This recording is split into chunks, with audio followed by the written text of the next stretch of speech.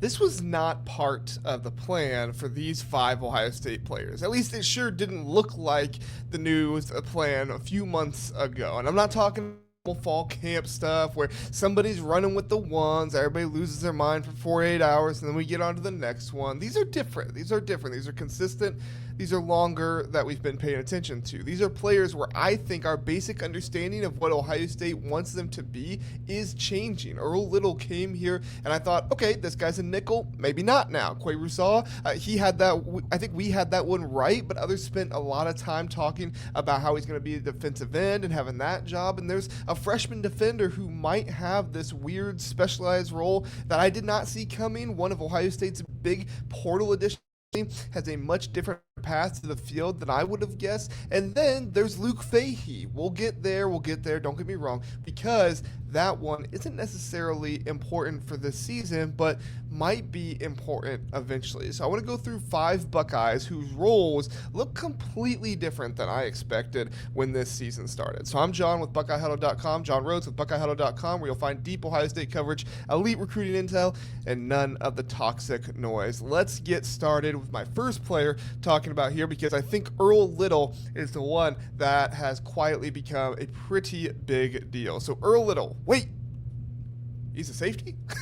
I mean, I know it said safety next to him, but the funny thing about Earl Little is that his versatility was almost working against the way we talked about him, because when Ohio State got him, everybody immediately started doing this thing. Well, he can play nickel, he can play safety, move him closer to the box, and that made total sense. He played better in nickel than he did at some other roles at Florida State, but maybe use him here, maybe use him there, and that all made total sense. But now, Matt Patricia, he loves flexibility, and this is something we should have accounted for. Ohio State lost Caleb Downs. There was questions at nickel, and so naturally you looked Earl Little and thought, well, this is your chess piece, except now he keeps playing safety, not occasionally. That's where Ohio State has really been using him, and apparently he's been really, really good out there. So I think Ohio State may have found a much simpler answer to replacing Caleb Downs than we originally expected. Not another Caleb Downs. I know Brandon Ennis called him that, but not another Caleb Downs, and that's important. I'm not saying Earl Little, is suddenly one of the best safeties in America because of a week of practice, but Brandon Ennis compared the way Little flies downhill and keeps showing up around the football to Caleb. Honestly, it's enough to make me rethink the whole thing a little bit, because Ohio State doesn't need to get cute with Earl Little. Maybe the best use of the versatile guy is to stop moving him around too much and just let him stay put, let him stay where he is. Put him next to Jalen McClain, let him see the game from the same spot, let him play fast, let him attack. Then suddenly everybody else's roles start making more sense too. That's what makes this bigger than Earl Little having just a good camp. If he's your safety, Ohio State can solve nickel without stealing its safety to do it, and that's a big deal. And that's why, and that's really where my mind has changed on all this. I thought Little's value, he can do 5 different things. Now I'm wondering whether the value is he can do one really important thing well enough that Ohio State doesn't have to try to manufacture an answer with somebody that maybe doesn't need to be every single answer for you. So there's another layer to this too. Matt Patricia has talked openly about wanting different personnel combinations, more linebackers against certain looks, more defensive backs against others. Well, that gets a lot easier when you know who your safeties are. You don't want your defensive structure becoming a weekly game of musical chairs, and if Little really does lock down that job, that's great, and it leaves him there, and it leaves Ohio State more secure and having somebody in a role that they feel good about, and they don't feel like they have to keep swapping somebody else in for. So sometimes the clever move is to not be so clever and just let the dude play the position that he's at. Number 2 is Qua Russaw. I'm not sure he's in the position battle that we thought he would be in. Now Qua Russaw is almost the opposite with Earl Little. Maybe we're making his role simpler. With Rousaw, I think they're making we're making it too simple for where he is when we call him a defensive end, because all offseason the question was something like, is it Bo Atkinson, Qua Russaw, opposite Kenyatta Jackson? We talked more about Ziggy Grady, but they're all fair questions. Atkinson is apparently having a strong camp. Rousaw is working with Larry Johnson. Somebody has to technically line up first, but then you listen to Rousaw explain what he's actually doing. Buck, Okie, third down, standing up, moving around, pass rushing, playing out in space. I mean, the whole 9 yards. Basically anything and everything Rousaw has himself in. And at some point, I'm sitting here thinking, why am I trying so hard to put this guy in the same box as Bo Atkinson? They're not necessarily doing the same job. Rousaw even talked about Patricia's ability to move people around as one of the reasons Ohio State appealed to him in the first place. That's not a throwaway detail. That might be more of the whole story than we're giving it credit for. So Qua Russaw might lose Ohio State's defensive end competition and still become one of the most important players on the defense. Contradictory, and I don't think it is, because if Bo Atkinson is the better traditional defensive end right now, you play Bo Atkinson, no question. That's fine. Dog gives Patricia something else. He's big enough to threaten the edge, athletic enough to move around, and experienced enough to play more of a hybrid role for you. So maybe Rousaw walks up next to the line of scrimmage. Now the offense has to identify him. Is he rushing? Is he dropping? What's he going to do here? Is this coming that maybe we're not expecting? Does Ohio State have 4 rushers at the line or 5? And uncertainty matters before the ball is even snapped. That's why I've stopped caring nearly as much about whether Rousaw is technically listed as a starter or not. Tell me how many meaningful third downs he's in there on. Tell me where Patricia puts him when Ohio State needs a stop. That will tell me his true role. That will tell me if he is trusted. That will tell me how much emphasis Matt Patricia thinks he does to the game. And then Rousaw says something that immediately gets my attention. All right, this was something he said that I just perked up right away. Basically, wait until week 2.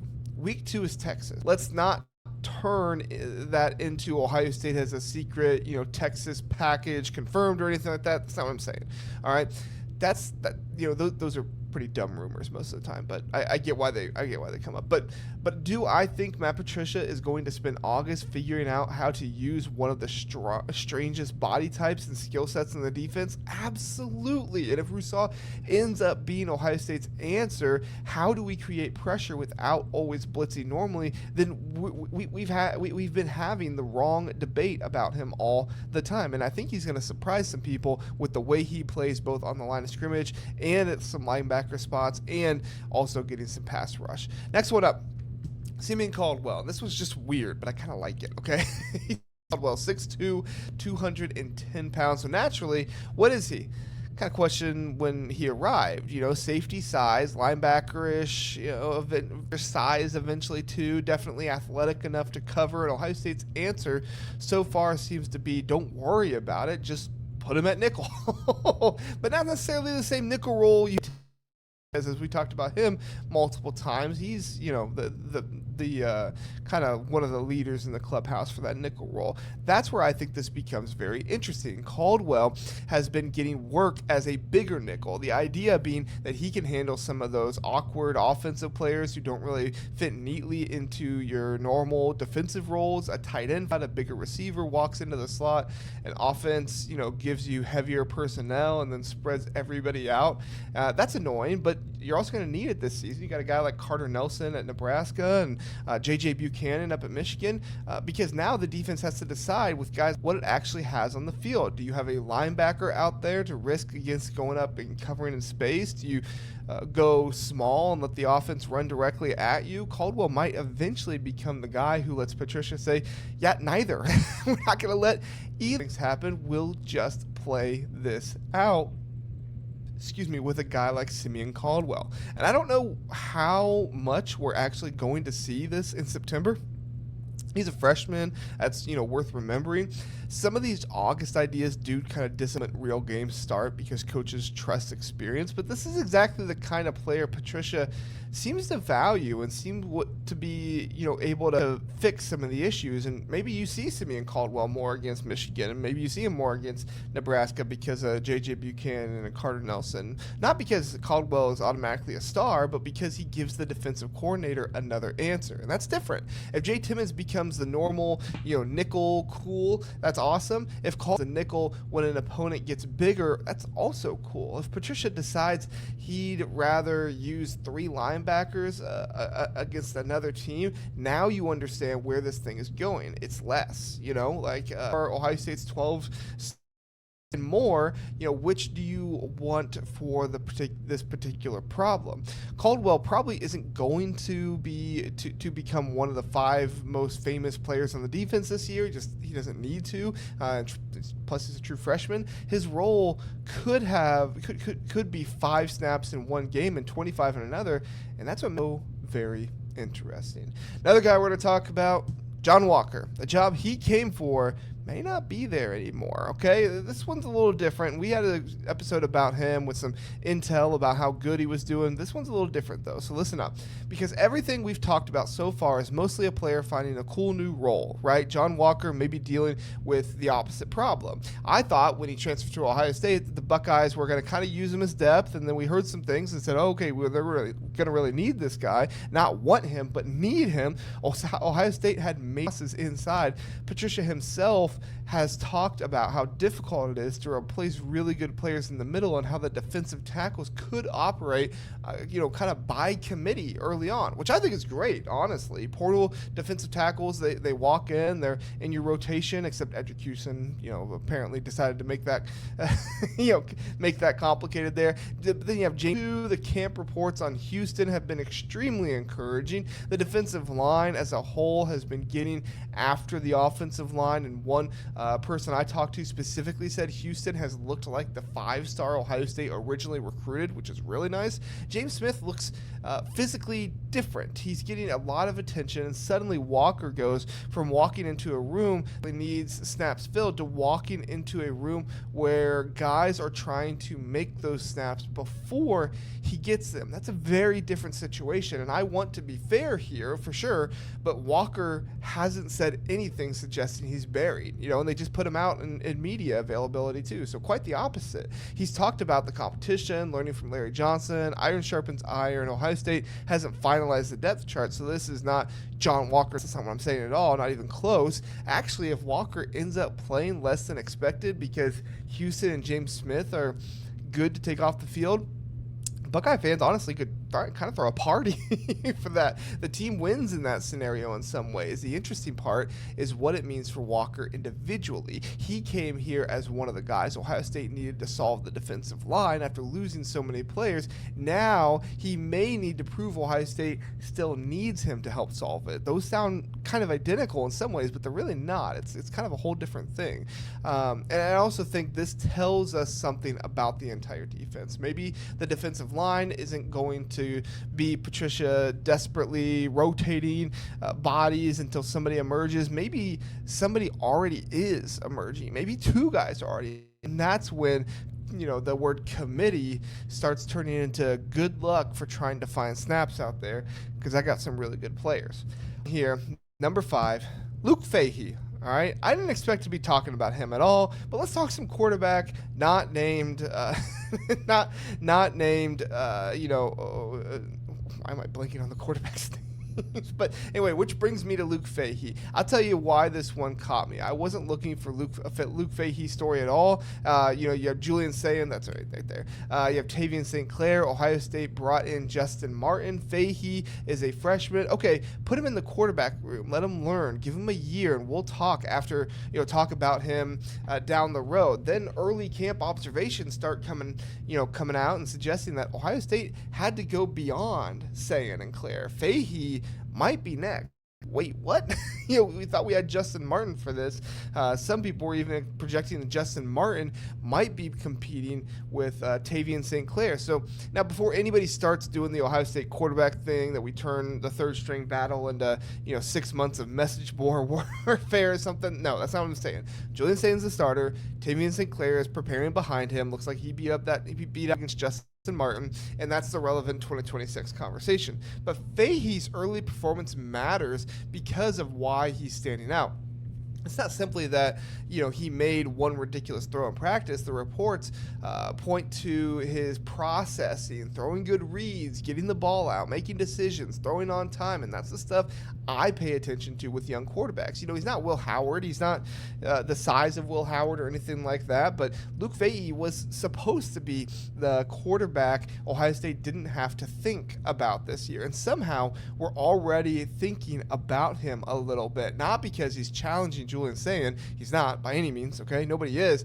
Not because there's suddenly a Tavian St. Clair controversy or anything like that. There isn't. It's because Fahey has apparently looked unusually comfortable as a freshman. His processing, he's getting through reading, delivering the football on time.